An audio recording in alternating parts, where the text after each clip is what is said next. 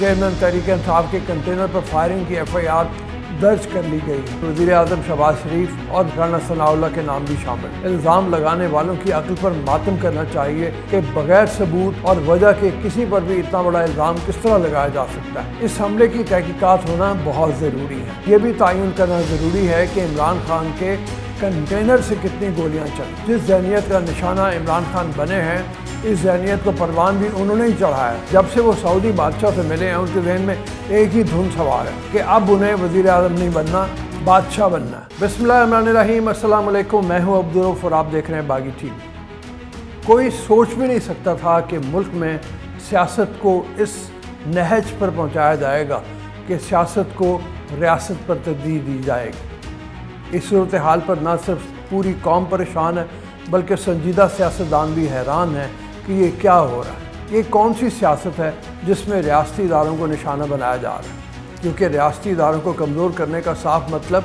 ملک کو کمزور کرنا۔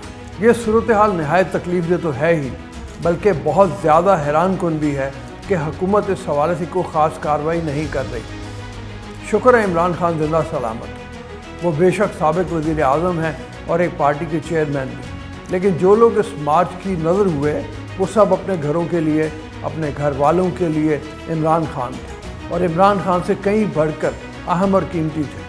وہ بھی اس ملک کے شہری تھے، وہ بھی انسان تھے۔ پھر ان غریبوں کا کوئی ذکر کیوں نہیں؟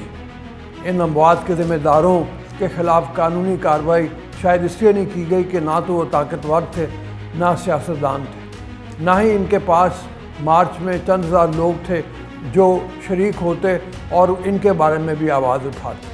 یہ کیسا ملک ہے؟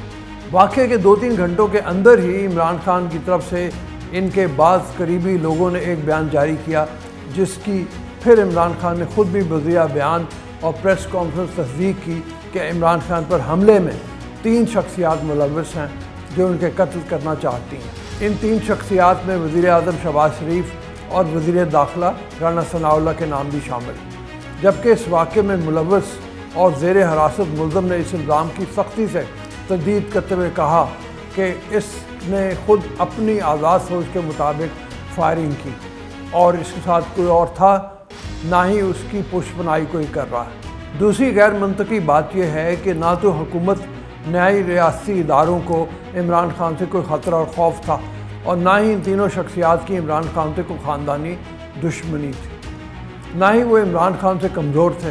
الزام لگانے والوں کی عقل پر ماتم کرنا چاہیے کہ بغیر ثبوت اور وجہ کے کسی پر بھی اتنا بڑا الزام کس طرح لگایا جا سکتا ہے، اور کیا یہ ممکن ہے کہ ایسے من گھڑت الزام پر کوئی مستعفی ہو جائے؟ عمران خان قاتلانہ حملے میں مورد الزام ٹھہرانے والوں کے خلاف ثبوت دینے سے قاصر ہیں۔ امریکی ٹی وی کی میزبان بار بار پوچھتی رہی کہ آپ حملے میں 3 افراد کے نام لے رہے ہیں، سنگین الزام لگا رہے ہیں، اس کے کیا شواہد ہیں؟ اس پر چیئرمین PTI واقعات کا پس منظر بتاتے رہے۔ اینکر نے کہا کہ پس منظر تو ہمیں معلوم ہے، بڑے احترام سے آپ الزامات کے شواہد کے بارے میں بتائیں، یہ پوچھا ہے۔ بار بار اصرار کرنے پر بھی عمران خان شواہد پیش نہیں کر سکے اور بولے دائیں ٹانگ سے 3 گولیاں نکال لی گئی ہیں، جبکہ بائیں ٹانگ میں گولی کے ٹکڑے اندر چھوڑ دیے گئے ہیں۔ معمول کی سرگرمیاں بحال ہونے میں 4 سے 6 ہفتے لگیں گے، وہ یہی بتاتے رہے۔ وزیرآباد میں سابق وزیر اعظم عمران خان پر حملے کی سیل کردہ FIR منظر عام پر آ چکی ہے۔ چیئرمین تحریک انصاف کے کنٹینر پر فائرنگ کی FIR درج کر لی گئی ہے اور پولیس کی مدیت میں FIR تھانہ سٹی وزیر آباد میں درج کی گئی۔ FIR سب انسپکٹر عامر شہزاد کی مدیت میں درج کی گئی ہے اور مقدمے کا مدعی سب انسپکٹر عامر شہزاد تھانہ سٹی وزیر آباد کا ہے۔ مقدمے میں 302، 224، 440 سمیت دہشت گردی کے دفعات شامل ہیں اور FIR نمبر 691/22 درج ہے۔ FIR کے متن کے مطابق فائرنگ کنٹینر کے بائیں جانب سے کی گئی۔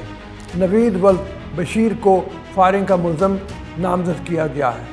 مقدمے کے متن میں کہا گیا ہے کہ چیئرمین PTI عمران خان دیگر قائدین کے ساتھ کنٹینر پر اللہ والا چوک سے وزیر آباد آ رہے تھے۔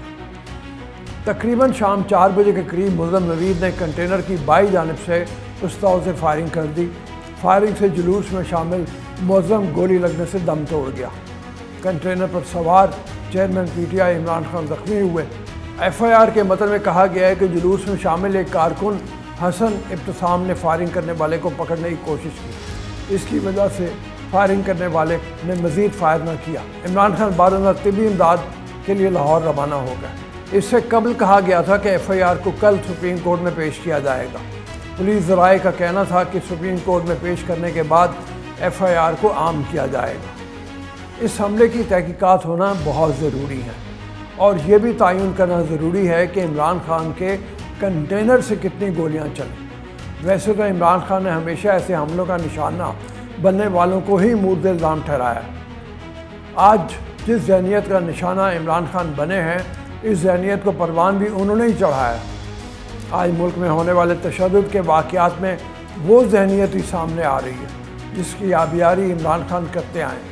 عمران خان کا خاصہ یہ رہا ہے کہ وہ اپنے بیانات سے یو ٹرن لینے اور جھوٹ بولنے میں کوئی شرم محسوس نہیں کرتے۔ وہ آج ایک بات کر کے کل مکر جائیں گے اور اس پر شرمندگی بھی محسوس نہیں کریں گے۔ لیکن عمران خان چاہتے کیا ہیں؟ اس سوال کا صرف ایک جواب ہے: اقتدار۔ آج انہیں اقتدار مل جائے تو ان کی تمام اداروں سے شکایت دور ہو جائیں گی اور سب کا احترام کرنے لگیں گے۔ وہ جس شخص پر ہمیشہ تنقید کرتے ہیں اور جس شخص کے پاس عدم اعتماد کی تحریک کے وقت انہیں صدر پاکستان کا پیغام بھی بھیجا تھا، یعنی صدر آصف علی زرداری بھی، اگر عمران خان کو وزیر اعظم بنوانے میں اپنا کردار ادا کر دیں تو کوئی شک نہیں کہ وہ آصف علی زرداری کو بھی سچا لیڈر کہتے دکھائی دیں گے۔ عمران خان معیشت کو تباہ کرنا چاہتے ہیں۔ یہ اپنے اقتدار کے لیے ہر وہ کام کر سکتے ہیں جس سے ملک کو نقصان پہنچے۔ یہ ہر وہ کام بھی کر سکتے ہیں جس سے ان کے انتقام کی آگ ٹھنڈی ہوتی ہو۔ عمران خان کو مگر اقتدار مل بھی جائے تو کیا وہ مطمئن ہو جائیں گے؟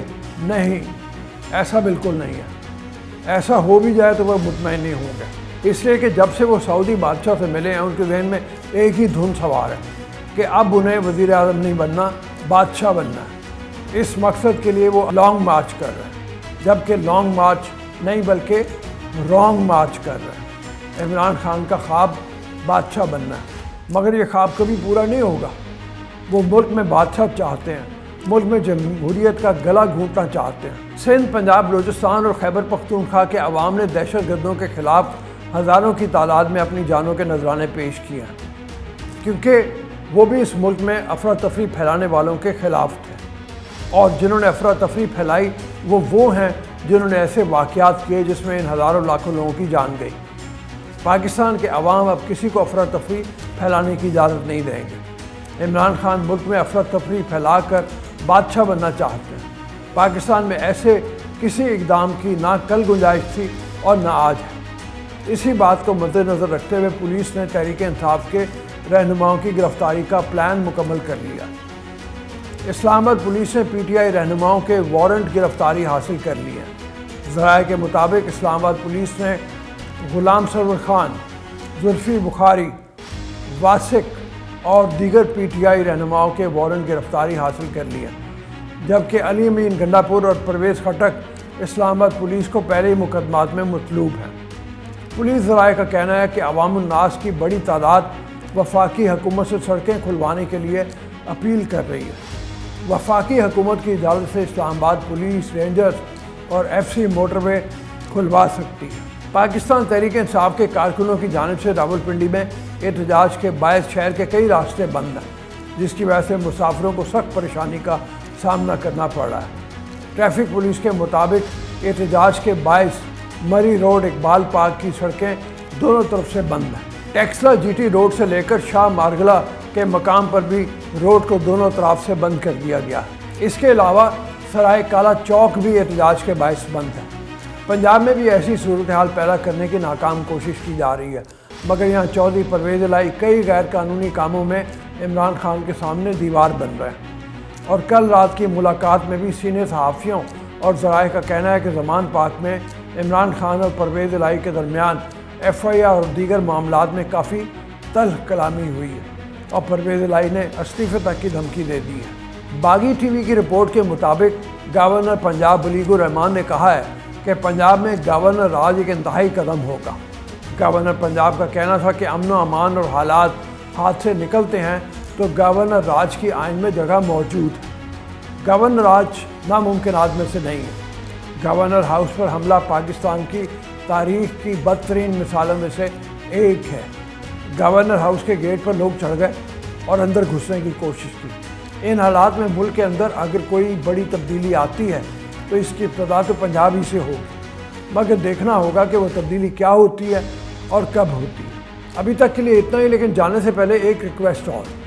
ये जो ऐसी वीडियोस आप देख रहे हैं जहाँ पे खातून एड्रेस करते हुए लोगों को कह रही है कि लीडरों के, अपने अपोजिशन लीडरों के, यानी अपनी जो अपोजिशन पीटीआई की है उसके घरों पे हमला करें, उनकी ख़वातीन की वीडियोस बनाएं, खुदा के लिए ऐसी शर्मनाक हरकतें मना रहे। ऐसी शर्मनाक हरकत करके आप कोई मुल्क का नाम रोशन नहीं करेंगे। जाने से पहले आपसे दरख्वास्त, चैनल को सब्सक्राइब करें, वीडियो को लाइक और शेयर करें और फीडबैक कमेंट सेक्शन में ज़रूर दें। अल्लाह आपका हामी नासिर हो।